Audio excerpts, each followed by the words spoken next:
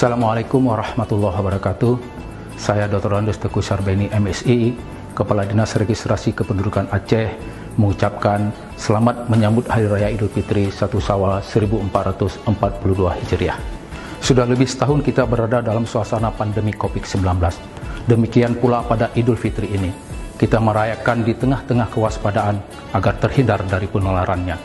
Sebagai bagian dari ikhtiar untuk mencegah penularan COVID-19, saya meminta agar saudara-saudara sekalian, khususnya kepada ASN di lingkungan Dinas Registrasi Kependudukan Aceh dan keluarga, agar tidak mudik atau pulang kampung pada Idul Fitri tahun ini. Mari kita jalin silaturahmi dan menjaga ukhuwah dengan memanfaatkan teknologi komunikasi yang ada. Semoga kita semua kembali fitrah di hari yang fitri ini.